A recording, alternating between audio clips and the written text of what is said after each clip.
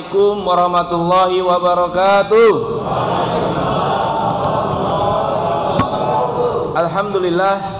Alhamdulillahilladzi hadana li hadza wa ma kunna linahtadiya laula an hadana Allah.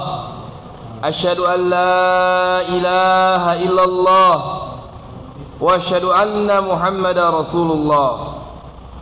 Allahumma shalli wa sallim ala nabiyyina Muhammadin wa ala alihi wa sahbihi ajma'in.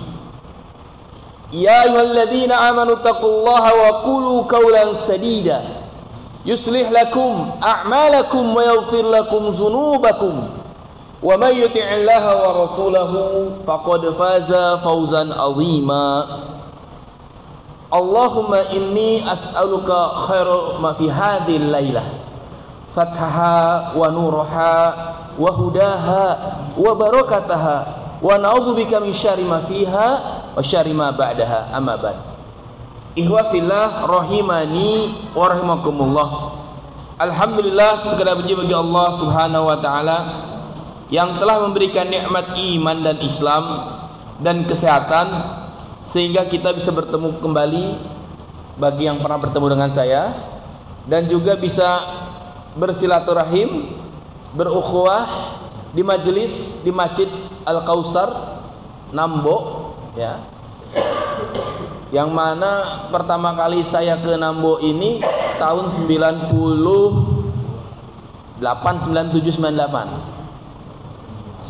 saya baru lulus dari Bandung, kerja di Cilengsi. Waktu itu Kelapa Nunggal masih digabung dengan Cilengsi. Kalau nggak tahu Ustaz Firman ada 20 desa ya. Kalau digabung itu, Kelapa Nunggal sekarang berapa desa ya? 9 ya. Cilengsi 11. Jadi waktu itu tahun 97 masih zaman PK ya. Itu ketua DPC-nya Ustadz Nanang, sekretaris almarhum Ustadz Nano. Saya bagian apa ya? Riskintek atau apa itu. Kemudian setelah itu dipecahlah Kelapa Nunggal dengan Gunung Putri. Pas dipecah maka Ustadz Nano jadi ketua DPC, saya sebagai sekretaris DPC.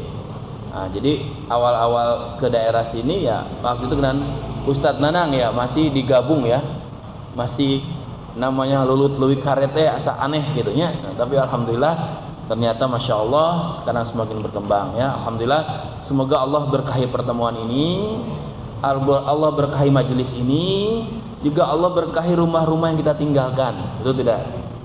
Saya yakin antum kan ninggalin istri antum ya. Bagi yang sudah menikah, yang ini sudah menikah semua ya, insya Allah ya. Ya, Ustadz, aneh juga Afan berhalangan hadir mabid nih. Antum mabid di mana? Aneh malam bina istri tercinta Ustadz. Wah itu beda lagi. Mabidnya di rumah, gitu. Insya Allah. Allah kuliah kita doakan saudara-saudara kita sedang sakit ya. Ustadz Aman juga yang menghubungi anak berhalangan ya karena beliau sakit. Safahullah, semoga Allah berikan kesembuhan. Juga Allah berikan kesembuhan juga kepada saudara-saudara kita yang sedang sakit ya. Dan juga Allah berikan kemudahan bagi ikhwah sekalian yang masih dalam perjalanan ya. Dan Allah berikan kekuatan pada kita semua untuk bisa mengambil iktibar ataupun pelajaran dari pertemuan malam ini. Kita juga mengucapkan salawat dan salam kepada junjungan Nabi besar Muhammad sallallahu alaihi wasallam, keluarganya, sahabat, tabi'in dan tabi'in, dan semoga termasuk umatnya nanti yang kelak akan mendapatkan syafaatul ujma dari beliau dengan Allah Subhanahu wa taala. Alhamdulillah, saya sekarang tinggal di Bojongkulur. Bojongkulur itu berarti Gunung Putri ya, perbatasan dengan Jati Asih, perbatasan dengan Jati Asih dan daerah Bantar Gebang ya. Jadi agak Bogor paling ujung. Lewat sungai rumah saya itu sudah Bekasi. Ya alhamdulillah. Jarak sekitar 16 km, perjalanan sekitar 1 jam. Alhamdulillah, saya bersemangat pula melihat wajah-wajah yang penuh dengan semangat ya, insyaallah ya. Mudah-mudahan saya yakin di balik wajah yang semangat, saya yakin kita pasti menyimpan masalah. Betul tidak? Ada nggak yang nggak punya masalah? Ada nggak punya masalah nggak? Kira-kira? Maka saya doakan semoga yang sedang sempit hatinya Allah lapangkan hatinya. Yang sedang kesulitan rizkinya Allah bukakan rizkinya. Yang sedang terlilit hutang, semoga Allah bebaskan hutang-hutangnya. Ya. Yang sedang gelisah, resah dan sebagainya, maka Allah akan berikan ketenangan. Ala bidzikrillah tatma'innu qulub. Ingatlah, hanya dengan mengingat Allah hati menjadi tenang. Antum tadi membaca Al-Qur'an, ya. Tadi antum zikir sore, antum bertemu dengan orang-orang soleh, maka diantara faedah dari murid-murid Al-Imam Ibnu Taimiyah, mereka mengatakan, kalau kami sedang gelisah, resah, diantaranya adalah saya menemui guru saya, hanya sekedar ingin melihat wajahnya. Bisa jadi kita sedang gelisah, sedang resah, ketemu ikhwah jadi tambah semangat. Tapi jangan sampai ketemu ikhwah yang terbayang, can mayar hutang manehna euy, wah tambah gelisah. Jadi yang terlihat adalah wajah-wajah. Ketika melihat wajah seorang muslim, maka akan bertambah kita keimanan kita. Ya, insyaallah. Saya terbayang, semoga saudara-saudara kita yang telah mendahului dalam dakwah ini, ya, juga orang tua kita khususnya, saudara kita dan para mujahid dakwah yang telah mendahului dakwah ini wafat, maka semoga Allah lapangkan alam kuburnya, angkat derajatnya. Kalau di Cileungsi sudah banyak nih generasi saya waktu yang ini, ya, Ustadz Nano, Ustadz Harawi, ya kan, Ustadz Suhaimi, kemudian main Pak Ian, dan banyaklah beberapa. Kelapa Nunggal saya belum tahu siapa ya. Kelapa Nunggal, alhamdulillah ya, alhamdulillah, masya Allah ya, Kelapa Nunggal ya, alhamdulillah masih sehat walafiat, masya Allah ya. Para muasisnya masih ini nih, apa? Masih ada, masih eksis ya, alhamdulillah. Kalau saya lewat Cileungsi tadi berkelebatan wajah-wajah ikhwah itu kan, tadi terbayang, masya Allah. Ingat Ustadz Nano, ingat Ustadz Harawi, Ustadz Suhaimi, Kang Jajat, ya. Yang tahu Kang Jajat? Kang Jajat calon kepala desa yang Cileungsi, ya, calon terkuat.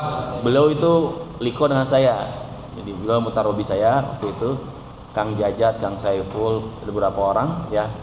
Udah meninggal 2 orang. Pertama Kang Saiful, mantan ketua Depra Dayeuh Saiful, kemudian terakhir Kang Jajat, ya.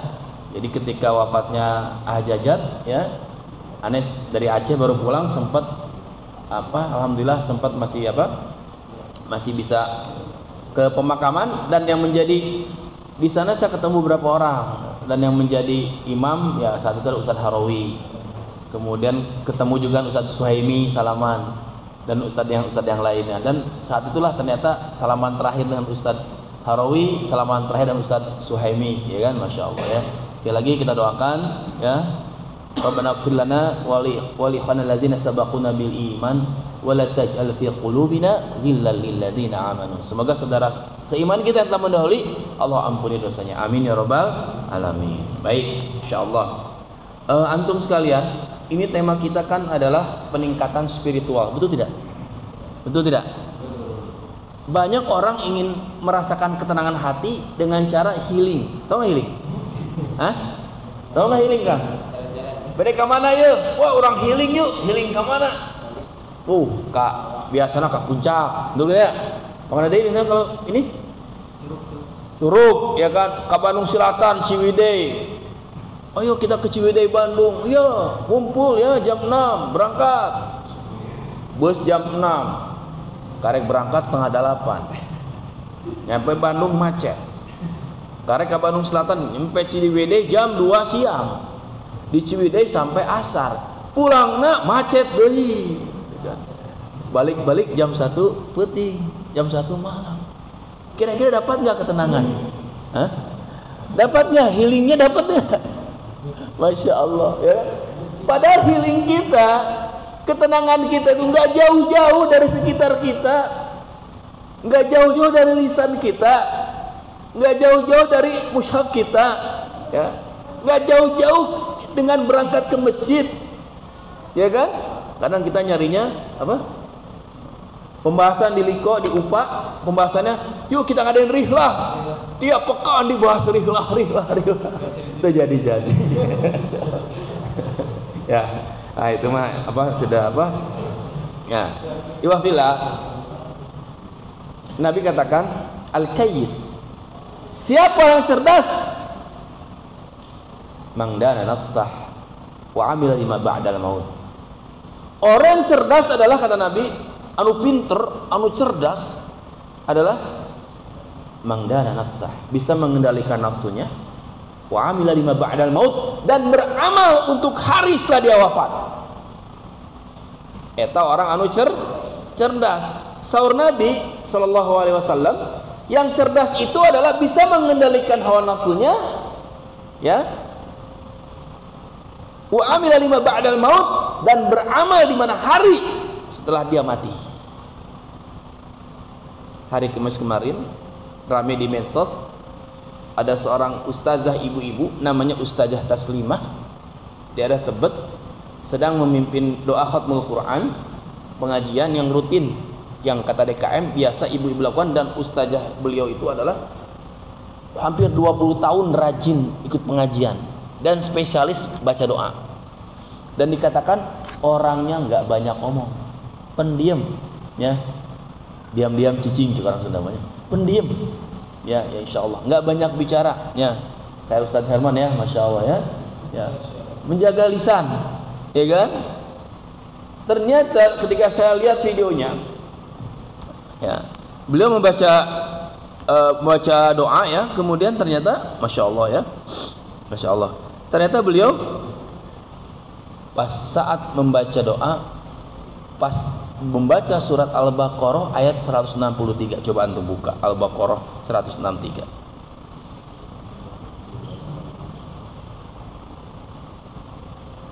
Coba buka. Sudah ketemu Al-Baqarah 163? Wa ilahukum ilahu wahid, la ilaha illa huwar rahmanur rahim. Beliau wafat dengan membacakan ayat Al-Quran yang dimana terdapat lafaz kalimat tauhid, la ilaha illallah. Beliau pun wafat.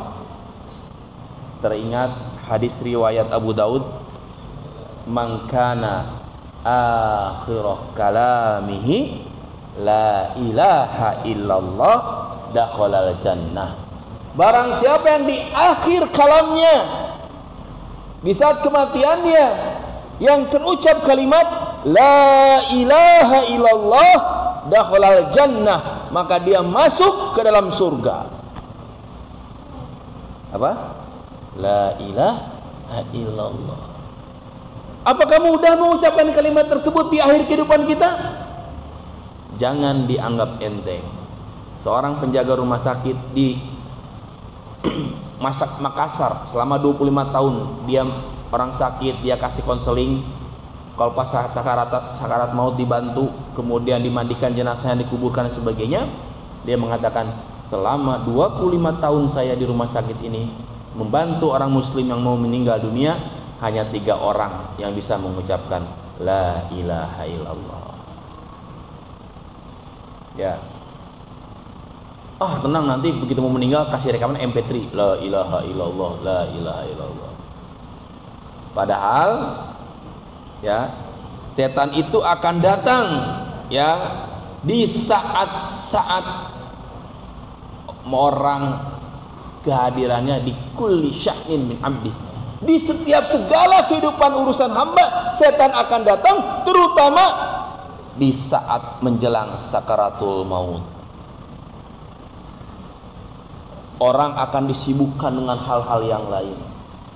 Imam Al-Qurtubi dalam kitab At-Tadhkirah menjelaskan bahwasannya setan itu akan datang, bisa menyerupakan orang tua sudah meninggal, bisa menggoda berbagai cara. Bahkan seorang ulama, Imam Ahmad rahimahullah, ya, murid Imam Syafi'i, beliau menjelang syakaratul mautnya pingsan sadar, ternyata dia pun digoda, diganggu oleh setan agar memalingkan dari mengucapkan kalimat tauhid. Berdasarkan kesaksian dari anaknya mempertanyakan, kenapa dia seperti seolah-olah mengusir seorang. Itu selevel imam besar. Bagaimana dengan kita? Karena itu kesempatan terakhir bagi setan untuk kita jangan sampai mengucapkan kalimat tauhid la ilaha illallah.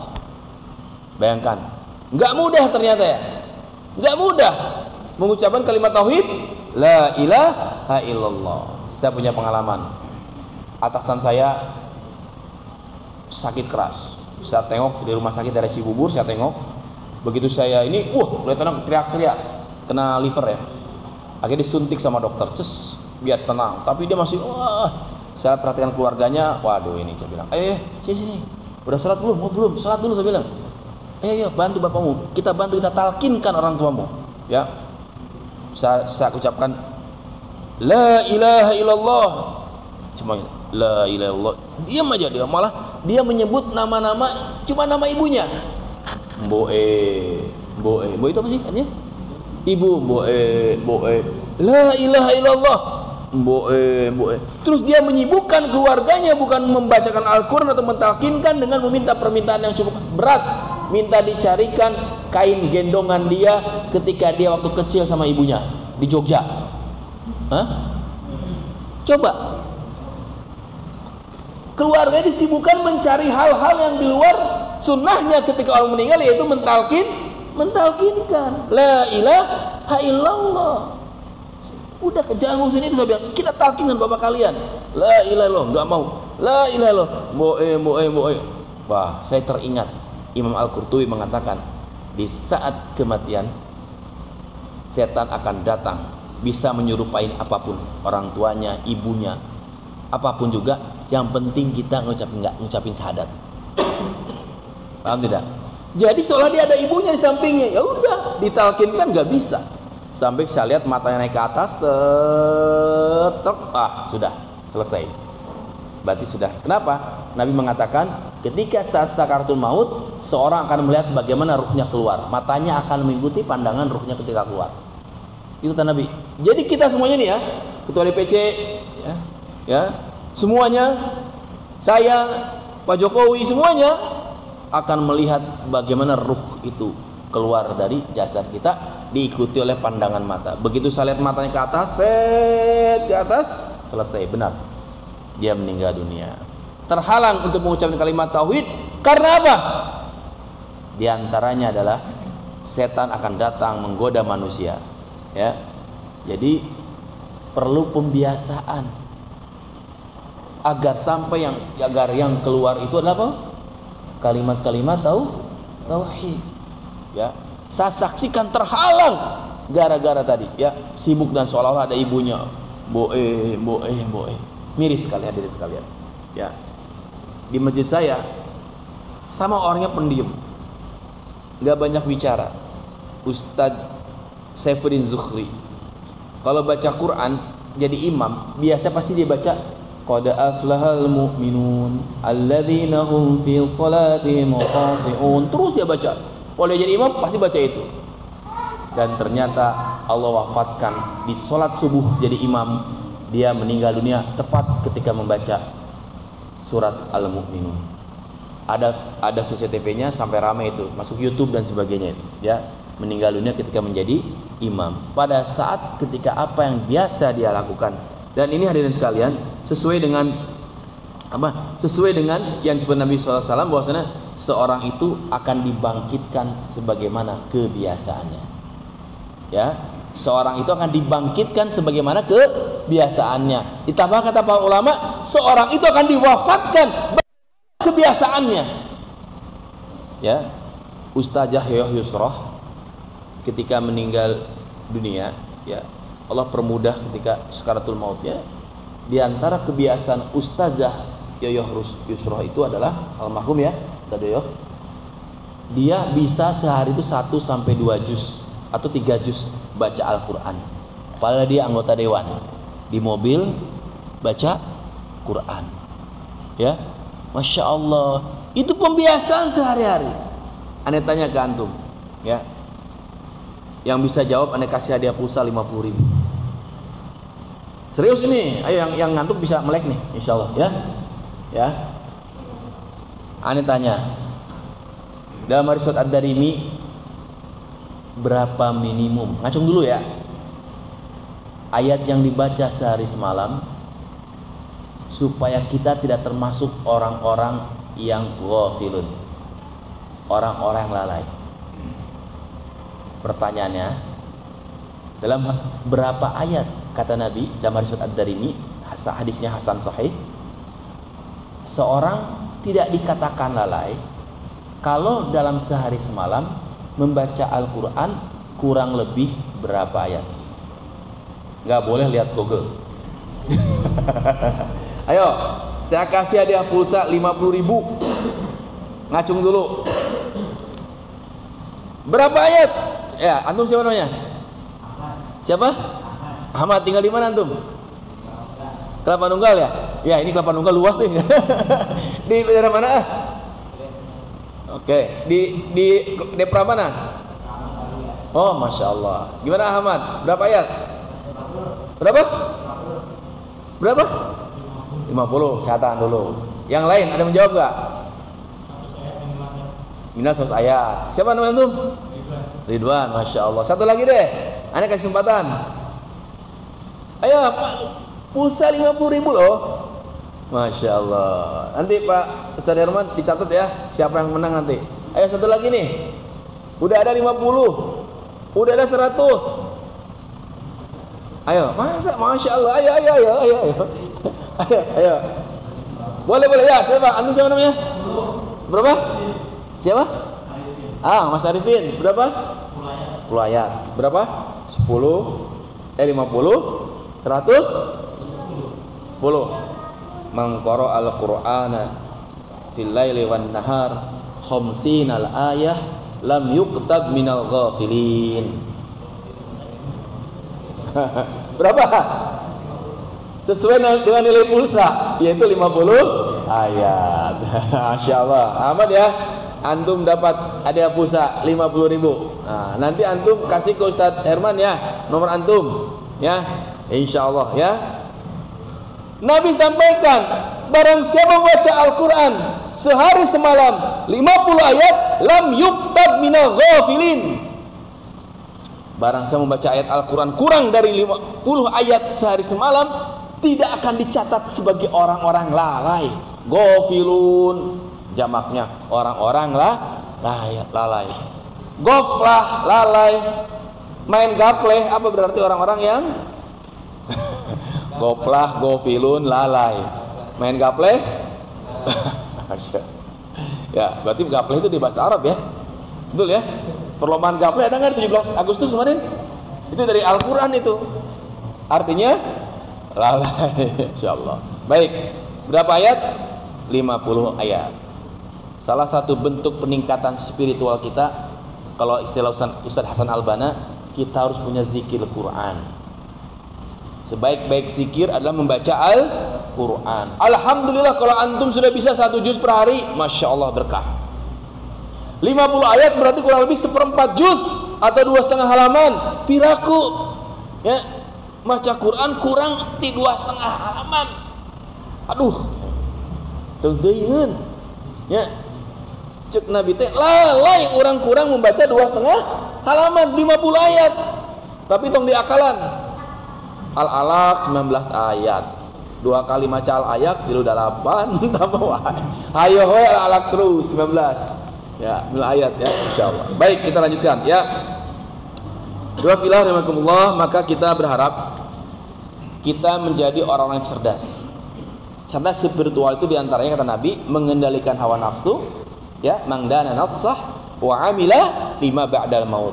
Ya, kendalikan hawa nafsu kita, terus beramal untuk hari setelah kematian. Nah, ini masalahnya adalah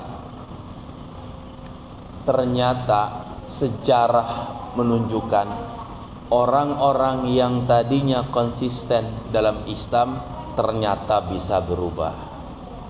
Betul tidak? Saya akan cerita di zaman Rasul. Saya akan cerita, jangan jauh-jauh. Ketua Dewan Pembina Masjid Salman ITB, Salman kan terkenal ya, Masjid Salman Bandung ya. Ketua Dewan Pembinanya murtad, masuk agama Kristen, dan dia membangga-banggakan Kristennya. Padahal dia ketua Yayasan Masjid Salman ITB. Ya, pembina, ketua pembina. Ya. Makanya sering doa, Rabbana la tuzigh qulubana ba'da idh hadaitana wa hab lana min ladunka rahmah innaka antal wahhab. Satu doa yang sering dibaca Nabi, sampai-sampai istri beliau Ummu Salamah radhiyallahu anha mengatakan, "Ya Rasul, kenapa engkau sering membaca doa ini?" Mau kasih kuis lagi nggak nih? 50.000 setelah lagi? Hah? Nanti aja di akhir lah ya. Ya. Ternyata Nabi yang sering dibaca itu adalah doa, "Ya muqallibal qulub, sabbit qalbi ala dinik." Wahai pembolak-balik hati, teguhkan hati ini di dalam agamamu. Masya Allah. Masalah betapa mudahnya kita berbolak-balik. Bisa jadi awalnya mungkin suka jadi rohis, ya, ataupun kader atau apa, naudzubillah, bisa berbalik. Saya kaget berbaca di timeline di teman-teman saya, ada seorang aktivis akhwat rohis, mudah-mudahan tidak benar, lepas jilbabnya dan sekarang berprofesi sebagai PSK, bukan penggemar sate kiloan, bukan, PSK dalam konteks negatif, ya, nauzubillah summa nauzubillah. Maka mengapa Rasulullah yang mulia, para sahabat, kok doanya begini? Allahumma inni as'alukal huda wat tuqa wal afafa wal ghina. Nabi minta doanya yang pertama apa? Allahumma inni as'alukal huda. Apa namanya? Hidayah. Wat tuqa, ketakwaan. Wal afafa, penjagaan. Wal ghina, kecukupan atau harta. Dari semua aspek itu, ternyata yang nomor satu Nabi minta apa? Hidayah. Loh, Nabi dijamin masuk surga. Para sahabat yang dekat dengan Nabi, kenapa Nabi mengajarkan doa ini? Mintanya doa hidayah.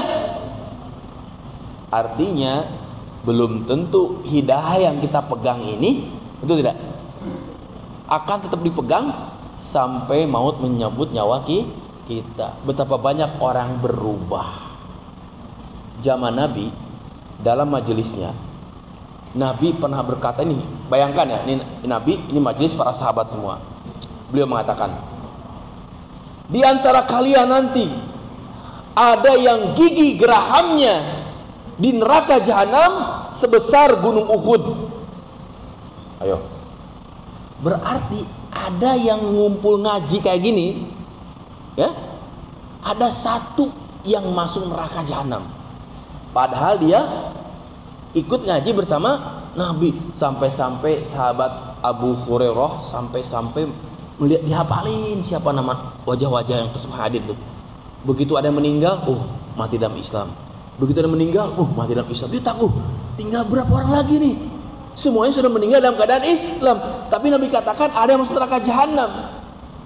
Ternyata itu kejadian, yaitu setelah Nabi SAW wafat, kemudian diganti khalifah bernama siapa? Abu Bakar As-Siddiq radhiyallahu anhu. Kemudian terjadi pemberontakan Nabi palsu yang dipimpin oleh Musa Ilama Al-Kadzab dari Bani Hanifah, membawa berapa orang murtad? 100.000 orang murtad. Bayangin coba, masuk Islam, Nabi wafat, murtad berapa? Maaf, 10.000 orang murtad. Ya, banyak itu 10.000. Ya, kalau stadion nonton Persib sama ini masih setengah stadion lah. Ya, ya. Banyak Bani Hanifah murtad. Saat itu Abu Bakar mencari siapa yang sahabat yang cerdas, yang alim dan pandai mengajak dakwah. Akhirnya dia meminta sahabat tadi yang dianggap cerdas dan pintar, yaitu Rojal al-Unfuwah. Wahai Rojal, berangkatlah kau ke Bani Hanifah, berikan penjelasan. Begitu Rojal sampai di sana, ternyata Rojal bukannya mendakwahkan, meluruskan, malah dia membenarkan kenabian Musailama al-Kadzab dan mengatakan Musailama al-Kadzab ada seorang nabi pula. Dan itulah Rojal al-Unfuwah yang ikut bermajelis bersama Nabi. Bayangkan ya, tadinya orang yang bermajelis dengan Nabi, bahkan diutus Abu Bakar As-Siddiq untuk apa? Untuk apa? untuk mendakwahkan kaum yang tersesat. Ternyata dia malah membenarkan, tambah hebat kesesatannya. Akhirnya diperangilah ya dalam perang melawan dalam perang Yamamah, dan akhirnya dia dibunuh oleh adiknya Umar bin Khattab, Aziz bin Khattab. Dan itu menunjukkan nubuah Nabi, ada seorang di antara kalian yang di neraka jahanam, giginya, gerahamnya sebesar gunung Uhud. Kenapa? Di akhirat nanti itu semua ukuran akan dibikin besar. Antum bayangkan giginya ya sebesar satu giginya sebesar gunung Uhud. Bagaimana badannya? Kulitnya sekian bulan perjalanan tebalnya. Supaya apa? Liyazuqul azab, supaya terasa sakit azabnya. Dan itu terjadi menimpa pada siapa? Pada orang yang pernah bermajelis dengan Nabi Shallallahu Alaihi Wasallam. Ngeri kagak kira-kira? Ngeri ya. Kemudian zaman Umar ibn Khattab, ada seorang yang ahli Quran soleh yang bernama Abdurrahman bin Muljam. Beliau utus Abdurrahman bin Muljam, qori soleh, kepada gubernur Mesir. Jadi kalau dari Saudi ke Mesir kurang lebih sedikit 3.000 km. Wahai gubernur Amr bin As, aku kirimkan seorang yang soleh, ya, seorang pembaca Al-Quran, bangunkan masjid di sana, jadikan dia sebagai pengajar Al-Quran di dalam Mesir. Akhirnya diutustah Abdurrahman bin Muljam ke sana, disambut oleh Abdullah bin Amr bin As, gubernur Mesir, akhirnya mengajarkan Al-Quran. Setelah Umar wafat, naik siapa? Ustaz Utsman siapa? Naik Ali bin Abi Thalib. Dialah Abdurrahman bin Muljam, ada yang termasuk Khawarij yang membunuh sahabat Ali bin Abi Thalib. Bayangkan ya. Jadi doa Rabbana la tuzigh qulubana ba'da idh hadaitana, ya, dan seterusnya, ini menunjukkan bahwasanya hati mudah berubah, ya kan? Kita tetap butuh hidayah untuk tetap mempertahankan hidayah ini. Doa pada Allah. Nabi berdoa, Allahumma inna nas'alukal huda wa tuqa wal afafa wal ghina. Ya. Makanya hadirin sekalian rahimani wa rahimakumullah, ada yang diajarkan dari Syekh Abdullah bin Baz. Beliau mengatakan, wahai murid-muridku, janganlah engkau lupa sebelum mengakhiri sholat, di sujud akhirmu hendaklah engkau membaca 3 doa ini. Jadi saat terdekat sujud akhir ya, beliau berwasiat, sebelum engkau mengakhiri sholat, pas saat sujud terakhir, kata Syekh Abdullah bin Baz, jangan lupa engkau membaca 3 doa ini. Saya lihat 3 doa ini semuanya dari baginda sallallahu alaihi wasallam. Yang pertama adalah Allahumma inni as'aluka husnal khatimah.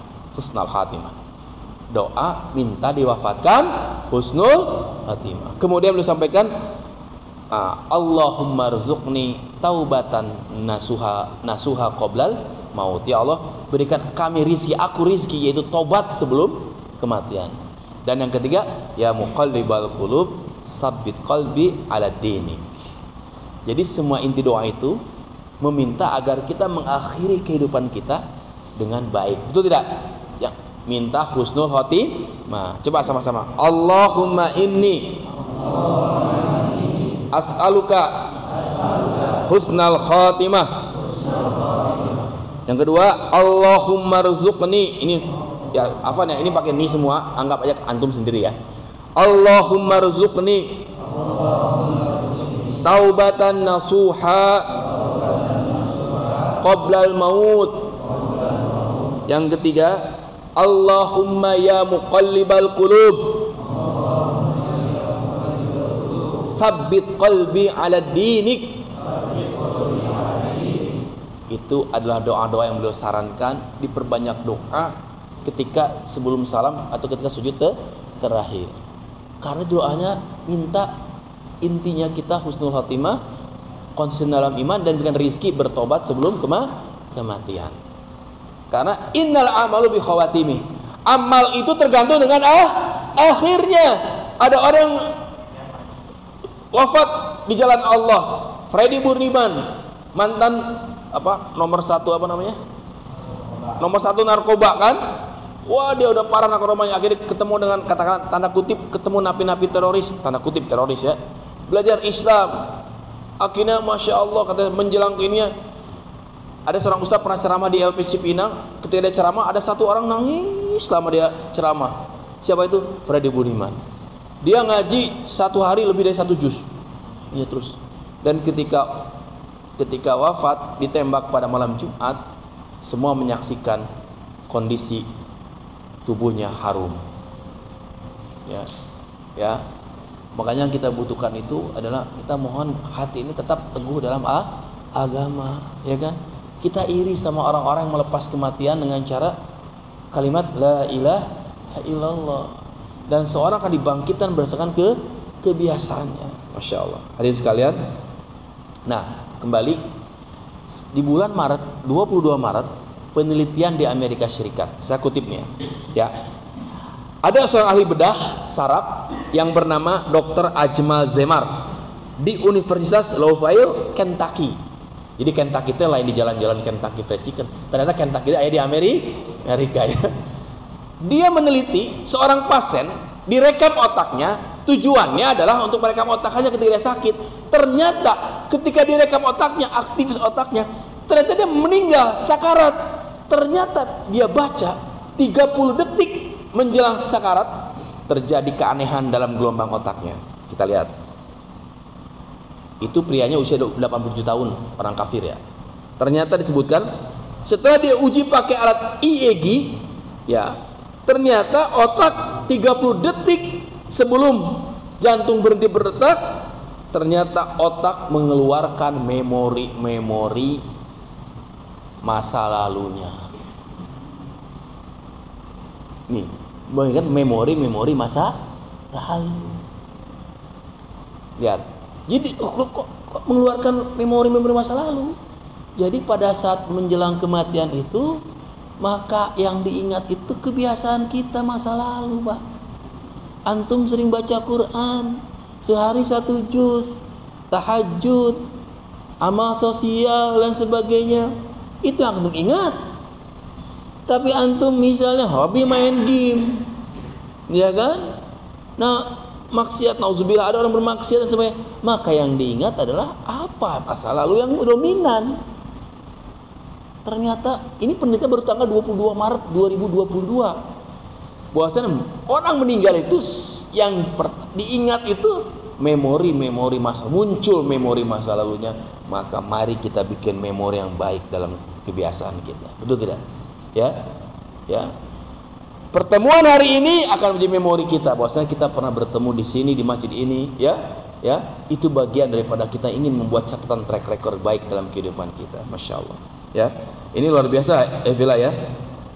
Nah, saya tadi sampaikan hadisnya, hadis Muslim, inna syaitana yakhduru ahadakum inda kulli sya'ni min sya'nihi. Sesungguhnya setan mendatangi kalian dalam segala urusan kalian. Setan itu mendatanginya dalam segala urusan kalian, apalagi menjelang kematian. Masya Allah.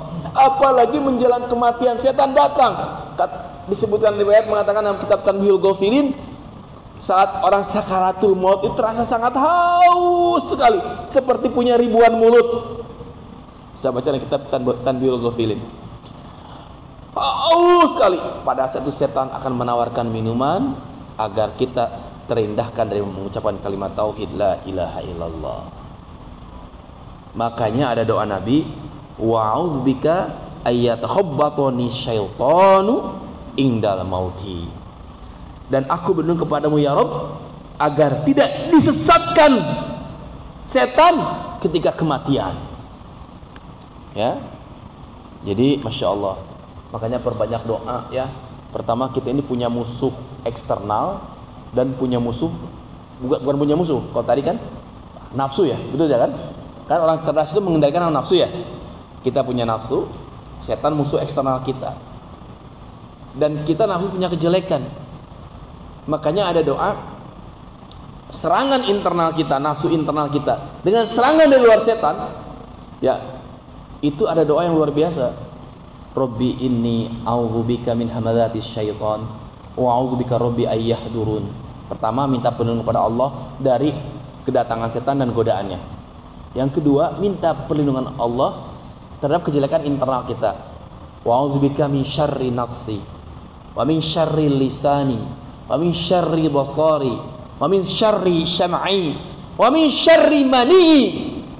Maksudnya syarri mani, kejelekan air mani, maksudnya dari perbuatan zina. Jadi kita itu kan diserang dua hal, ya kan? Kita bisa mengendalikan nafsu kita, kita punya eksternal, ya kan? Nah, eksternal. Nah, pada situlah kita butuh pertolongan kepada Allah, ya. Makanya khusus menjelang sakarat, Nabi berdoa, ya Allah, dijauhkan dan disesatkan oleh setan ingdal mauti, ketika kematian. Pada saat kematian kita mengingat masa lalu kita, setan datang, komplit nggak? Udah memori yang teringatnya kejelekan, ditambah setan datang, bablas anginnya, ya kan? Maka yang saya sampaikan, yang menjaga apa tadi? Yang menjaga rumah sakit di Makassar itu selama 25 tahun menjaga orang mau sakaratul maut, membacakan talqin dan sebagainya, ternyata hanya 3 yang bisa mengucapkan la ilaha illallah, sisanya nggak bisa. Berat, ya, itu butuh pembiasaan. Berat setan datang di saat kematian, yang teringat memori-memori yang apa kebiasaan. Masya Allah. Ada kan, lihat, ada orang sedang sekarat, ada yang sambil ngaji, seorang hafiz, ya, menjelang saat yang niat ngaji.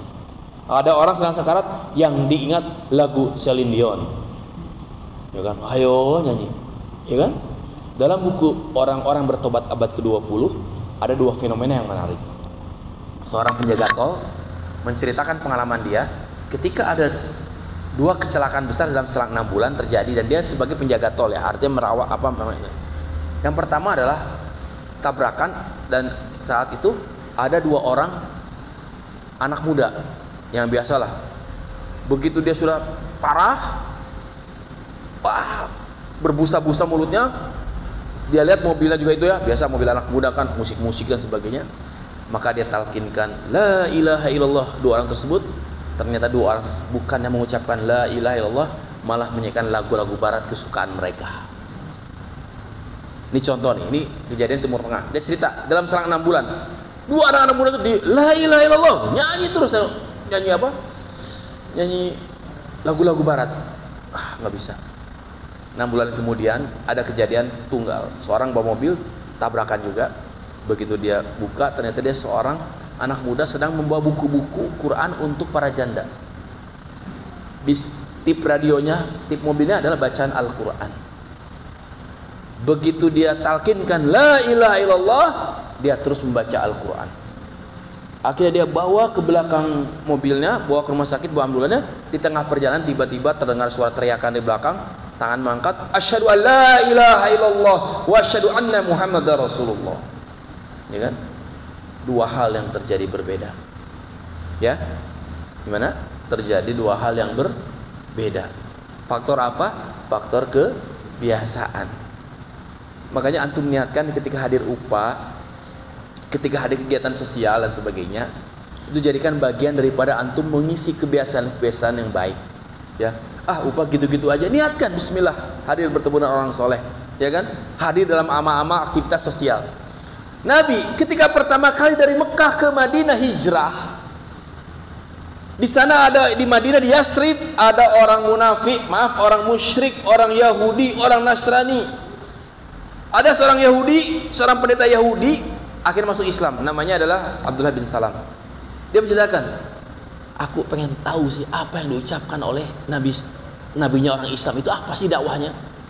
Maka dia, Abdullah bin Salam, ketika masuk Islam, menceritakan ketika dia masih menjadi pendeta, dia mengatakan, awwalu kawalamin sami'tu minan nabiy sallallahu alaihi wasallam. Kalimat-kalimat awal yang pertama kali aku dengar dari Nabi ketika pertama kali hijrah dari Mekah ke Madinah, tiba di Madinah, apa coba? Ya ayuhan nas, afsus salam wa at'imut ta'am wasilul arham wasallu bil laili wan nasun niyam. Antum perhatikan. Kata Abdullah bin Salam, dia waktu itu sebagai pendeta Yahudi, bicara apa nih Nabi orang Islam? wahai manusia, assalam, sebarkan salam. Wa'timut ta'am, saling memberi makan. Wasilul arham, sambung silaturahim. Wassallu bil laili wan nasu niyam, dan salat malam ketika manusia tidur. Tadkhulul jannata bisalam, kalian akan masuk dalam surga dengan selamat. Pertanyaan saya, berapa hablum minan nas, berapa hablum minallah? Ayo jawab. Tapi ini belum berhadiah. Dari dakwah pertama Nabi, berapa hablum minallah, berapa hablum minan nas? Ada 4 kan? Berapa hablum minallah? Hablum minallah berapa? Apa? Berapa? Coba 3 apa? Hablum minan nas apa? Berapa? 3 apa aja? 9 salam. Yang kedua? Yang ketiga tidak nggak apa-apa. Yang kedua? Saling memberi makan. Baik, aspek sosial berapa? 3 ya? 3. Aspek hablum minallahnya 1, sholat malam. Oh, PKS acaranya gitu-gitu doang, likul aja gitu doang, baksos. Nah itu kan, ya kan? Wah ada itu tahfiz Quran dan sebagainya gitu kan, ya kan? Itu amal sosial lahi. Itu bagian pembiasaan kita kebaikan. Jangan menyepelekan nama amal sosial. Nabi sallallahu alaihi wasallam yang mulia mengatakan, saya tanya, kalau kita salat di Masjidil Haram, 1 rakaat di Masjidil Haram sama 1 rakaat di Masjidil Haram sama dengan berapa rakaat di Masjid Al-Kautsar? Hah? 1000. Masjidil Haram loh. Masjidil Haram. Berapa rakaat? 100.000. Ustaz Cecep, nah Cecep jenisnya. 1 rakaat salat di Masjid Nabawi, berapa rakaat seperti salat di Masjid Al-Bana? Oh, antum kan kuncinya ya, masya Allah. Gimana? Berapa? 1000, ya kan? Perhatikan nih. Ini kalau orang cerdas kan tadi kan Al-Kayyis kan itu kan, orang cerdas itu begitu. Lihat, oke. Kalau kita salat di Masjidil Haram 1 rakaat 100.000 di tempat kita ya. Kalau di Masjid Nabawi 1000 kan itu. Nah, baik. Apa kata Nabi?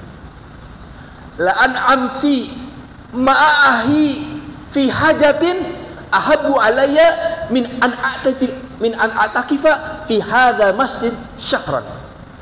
Sungguh aku Nabi Muhammad SAW berjalan dalam rangka mengurus urusan saudaraku, nolong urusannya, ya, lebih aku cintai, lebih Nabi cintai daripada beritikaf di Masjid Nabawi selama sebulan.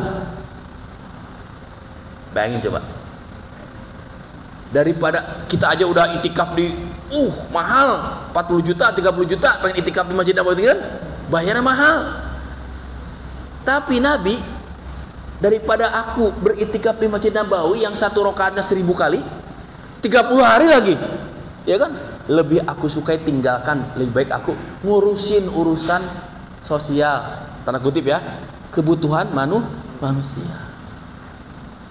Jadi kalau antum iri sama yang lain mah enak ya, wah penuh ini baca Quran dan sebagainya, diajarin masalah bahasa Arab dan sebagainya.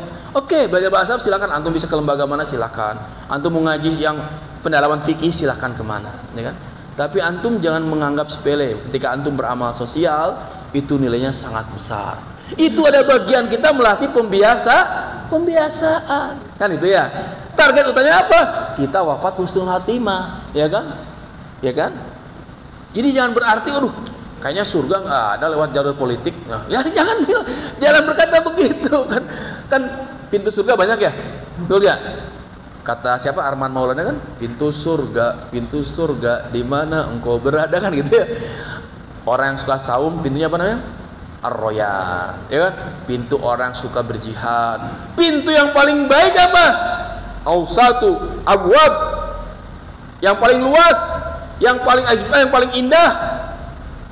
Pintu surga berbakti kepada orang tua, ya kan? Pintu surga banyak. Ada orang yang melecehkan, ngapain? Nggak ada itu pintu masuk surga lewat parpol. Berarti nggak paham ya, bahwasannya semoga kita diundang dari semua pintu, betul tidak? Dengan amal solehnya, amal sosialnya, ya kan? Mengajak orang bertauhid, mengajak orang untuk memberikan kemudahan dalam urusan kaum muslimin, menanamkan kebahagiaan bagi kaum muslimin, itu adalah amal soleh, itu pembiasaan amal soleh yang kita berharap menjadi penolong kita dengan izin Allah ketika saat kita sakarat. 30 detik terakhir yang terbayang adalah kebaikan kita lakukan, setan datang, wes ya, betul ya? Bisa kebayang nggak pola apa alurnya ya? Jadi artinya kita jangan memandang remeh, kayaknya nggak rame, iya, ibadah gini mah. Jangan menyepelekan amal-amal. Jadi baksos gitu nggak usah, apa sih baksos, ya kan? Nggak nyambung, ya kan? Hadirin sekalian, rohimani warakumullah, ya kan? Jadi sekali lagi ya,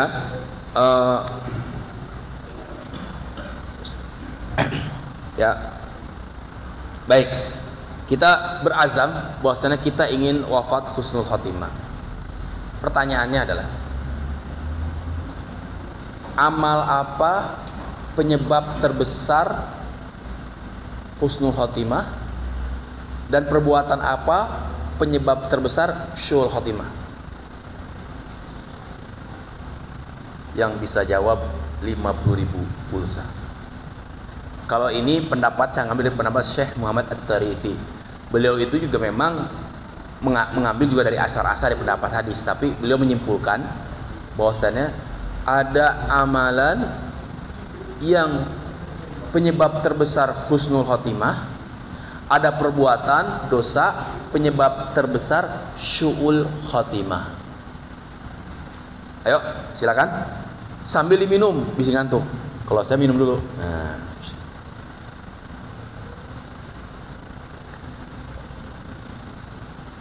50.000 yang kedua, silakan. Yang sudah jawab tidak hanya berlaku bagi yang belum menjawab. Ayo silakan. Ayo. Ini saya kutip dari pendapat ulama ya. Ulama tersebut ngomong tidak sembarangan. Tentu dia punya dalil. Hanya belum merumuskan. Kan sekarang lagi musim ya. Yang penting itu kita ikut hadis, ya kan? Al-Quran Sunnah. Wow. Mau ikut ulama atau ikut sunnah? Jangan dibenturkan begitu. Ya kan? Emang ulama nggak pakai sunnah? Ustadz nerangin emang nggak pakai sunnah? Kok dibenturin antara antara hadis dengan ulama? Ya, ulama juga kan berfatwa, itu pasti ada rujukannya, ya kan? Ini kan bahasanya mau ikut sunnah, mau ikut nabi atau ikut ulama? Dah gimana? emang kita ketemu langsung nabi? Kalau sahabat ketemu nabi, emang kita ketemu nabi nggak? Hah? Ketemu nabi nggak kita? Ya para ulama, rasul anbiya yang menjelaskan, gitu kan. Jadi nggak terlalu saklek juga sih, gitu kan. Ikut nabi, ikut ulama loh.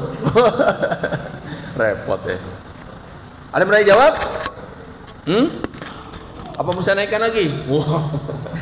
Baik, kita lanjutkan aja ya, berwaktu ya. Jadi Syekh Abdullah At-Tarifi menjelaskan bahwasannya penyebab terbesar seseorang wafat husnul khotimah, penyebab terbesar ya, adalah amal soleh yang dilakukan secara sembunyi-sembunyi.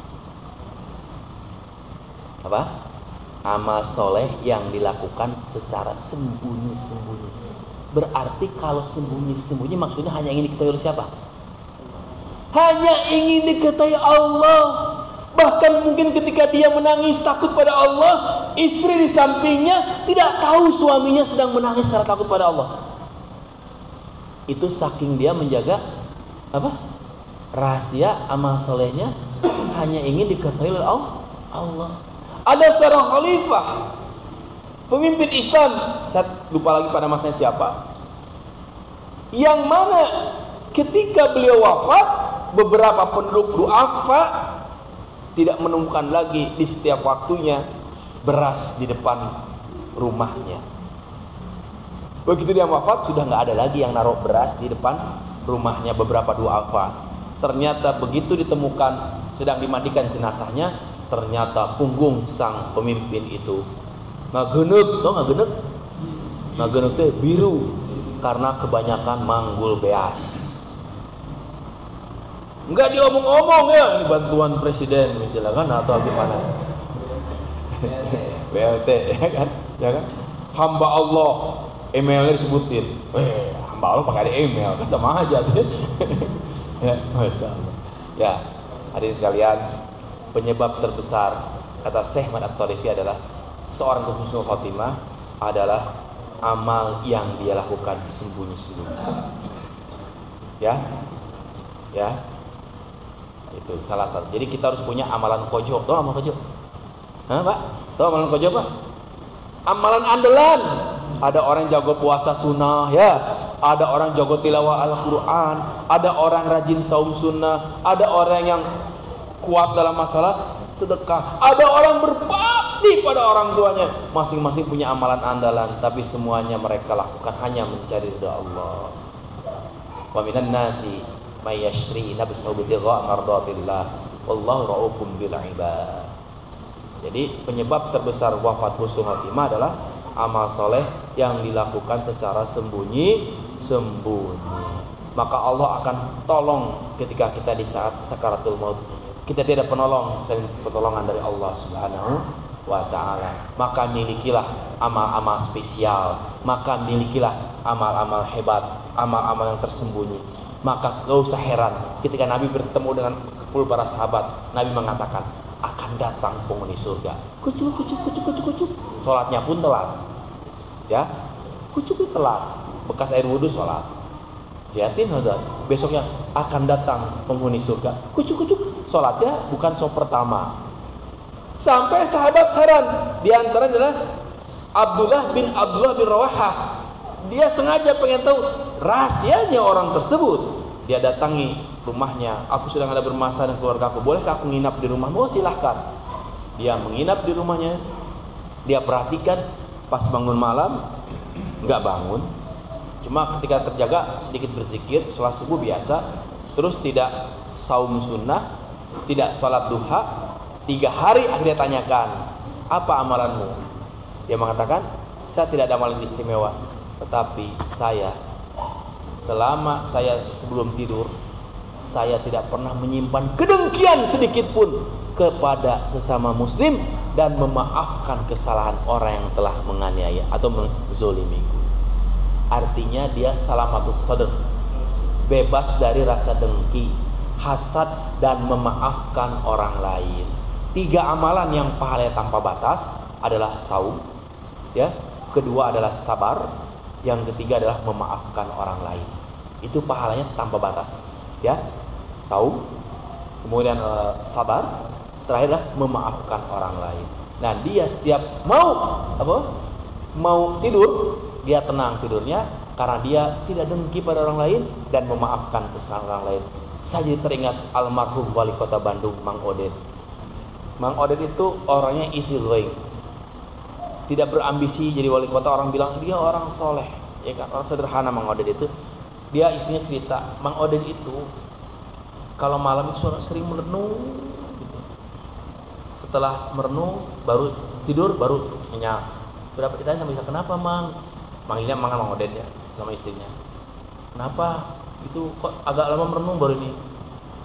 Saya sedang mengingat-ingat, maksudnya ada mungkin yang menyakiti hatinya. Saya sedang berusaha memaafkan kesalahan mereka, dan saya plong tidur setelah saya memaafkan mereka, baru dia bisa tidur. Masya Allah, ya, itu luar biasa ya. Jadi jangan meremehkan amal-amal ya, Bu ya. Itu bisa jadi penolong kita di saat kita sangat membutuhkannya. Masya Allah, itu kita belajar dari orang soleh ya, hadir sekalian. Jadi sekali lagi, maka kedua, penyebab terbesar syu'ul khotimah adalah kebalikannya, perbuatan dosa yang dilakukan secara sembunyi-sembunyi. Betul tidak? Di depan orang soleh, di depan istrinya kalem, di depan atasannya kalem, warganya RT-nya kalem, dianggap orang soleh. Begitu istri nggak ada, tetangga nggak ada, atasan nggak ada, dia sendiri di rumah, dia bermaksiat kepada Allah. Dia dan Allah, dia bermaksiat dengan HP-nya, dengan apanya, dengan apa dan sebagainya. perbuatan dosa yang dilakukan secara sembunyi-sembunyi, korupsi sembunyi-sembunyi, ya kan? Gak ada orang korupsi, perbuatan dosa mata, dosa lisan dan sebagainya secara sembunyi-sembunyi, maka itu penyebab su'ul khotimah. Itu yang menjadi rahasia kalau kita sering bingung. Kalau memahami hadis, ada seorang yang beramal ahli surga, ya kan? Kemudian dia menjelang wafatnya, dia beramal, bahkan jarak ke surga itu sehasta. Tapi menjelang akhir kematiannya dia beramal ahli neraka, maka dia masuk ke dalam neraka. Itu hadisnya gitu ya. Ada orang beramal ahli neraka, bahkan jarak ke nerakanya sejengkal saja. Kemudian di akhir hayatnya dia beramal ahli surga, maka dia masuk ke dalam surga. Kan bingung kita memahaminya.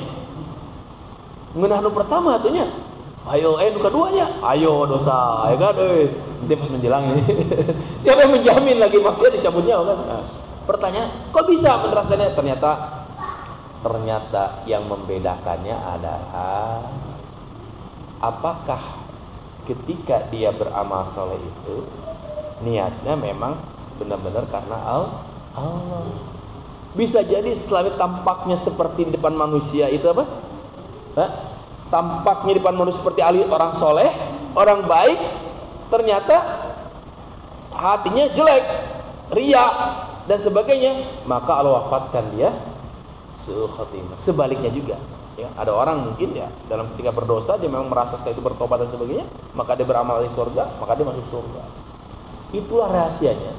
Kenapa hadirin sekalian, ketika antum tahu riwayat ada seorang sahabat ketika berperang mengatakan, ya Rasulullah, dia calon surga, dia berani sekali, dia sangat hebat sekali, musuh dibantai semuanya, wah berani sekali.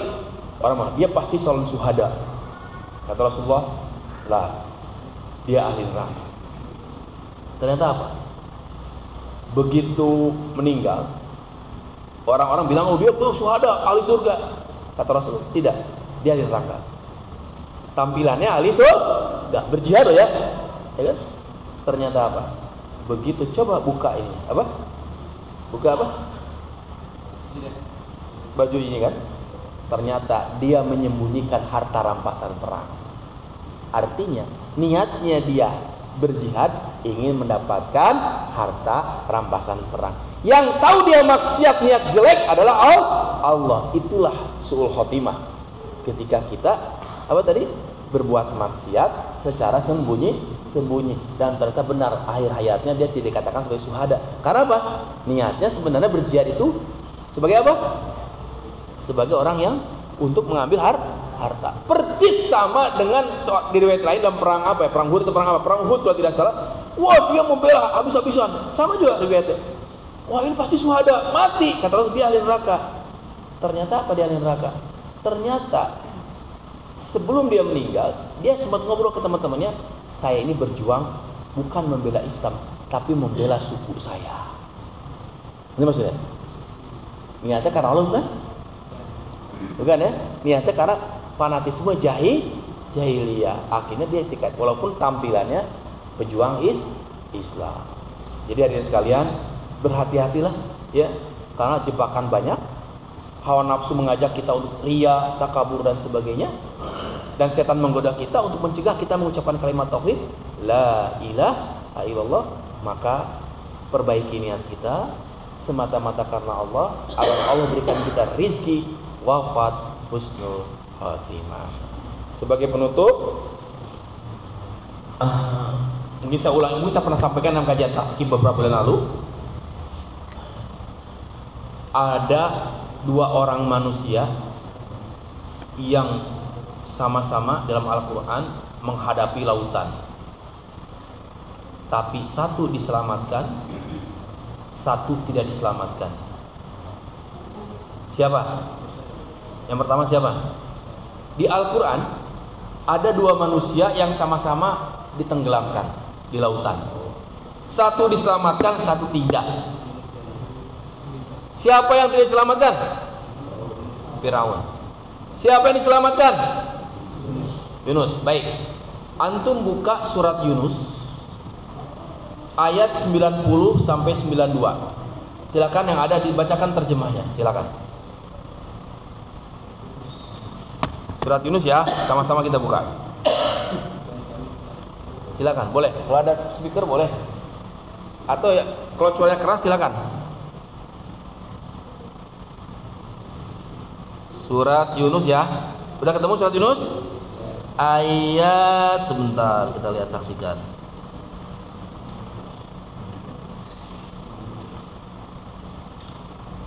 Ya. Ayat 90, 91, 92.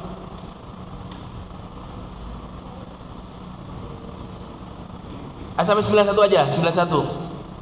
90 sampai 91 silakan terjemahkan. Bacakan, silakan, boleh. Dan kami selamatkan dari Israel melintasi laut, kemudian Fir'aun dan antaranya. Gak apa-apa. Ayo. Lanjut terus. Dan bala tentaranya mengikuti mereka untuk menjolimi dan menindas mereka. Sehingga ketika Fir'aun tenggelam, dia berkata, percaya bahwa tidak ada Tuhan melainkan Tuhan yang dipercaya oleh Bani Israel, dan aku termasuk orang-orang Muslim.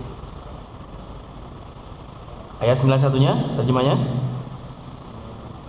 Mengapa kamu sekarang, padahal sesungguhnya engkau telah durhaka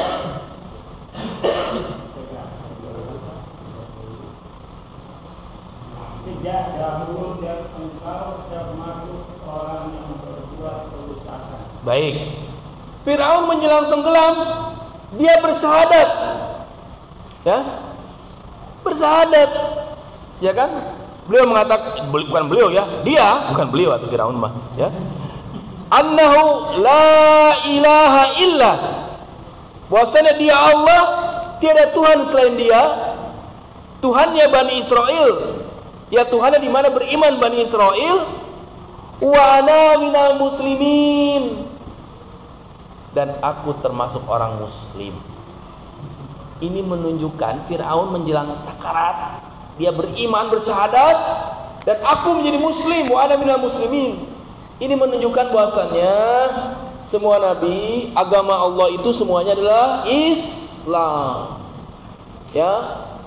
Nabi Isa membawa risalah Islam, Nabi Musa Islam.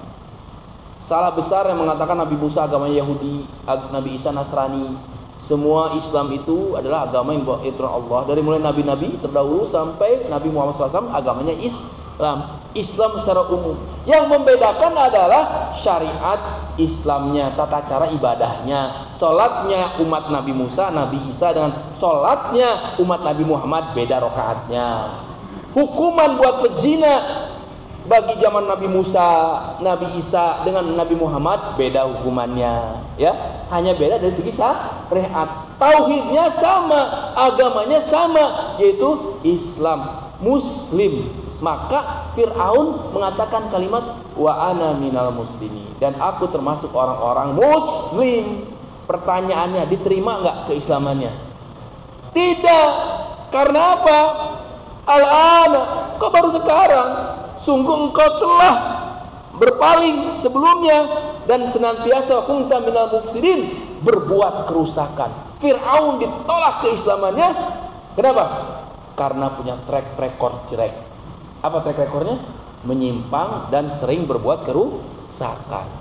Track record, kebiasaan sangat berpengaruh pada akhir kehidupan. Betul? Ingat ya, kebiasaan, track record berpengaruh terhadap akhir kehidupan. Hatta dia berkata aku beriman, tidak diterima. Baik. Sebaliknya, buka surat As-Saffat. As-Saffat berarti surat Yasin, ya. Surat ke-37 ayat 142, 143, 144. Silakan yang mau baca terjemahnya. As-Saffat surat ke-34.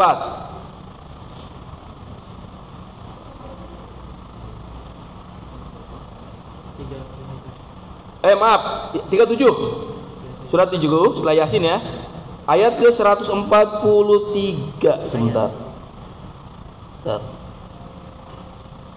Ayat 140 sampai 144. 140 sampai 144. Silakan baca terjemahnya. Boleh. Antum? Boleh. Ingatlah ketika dia lari ke kapal yang penuh muatan. Kemudian dia ikut diundi. Ternyata dia termasuk orang-orang yang kalah dalam undian. Maka dia ditelan oleh ikan besar dalam keadaan tercela. Maka sekiranya dia tidak termasuk orang yang banyak berzikir atau bertasbih kepada Allah, niscaya dia akan tetap tinggal di perut ikan itu sampai hari berbangkit. Masya Allah. Ya, Nabi Yunus lari dari kaumnya, kemudian ternyata diundi, loncat ke laut di malam hari yang gelap, lautan yang dalam, kegelapan tambah kegelapan, udah dalam lautannya, malam hari dalam perut ikan yang besar. Manusia cuma 2 menit sanggup tidak ada bernafas. Dalam riwayat Nabi Yunus dalam ikan itu sebanyak 40 hari. Kenapa bisa selamat? Bahkan di sini Allah berfirman dalam ayat ke-142, "Falaula annahu kana minal musabbihin lalabitha fi batnihi ila yaumi yub'atsun."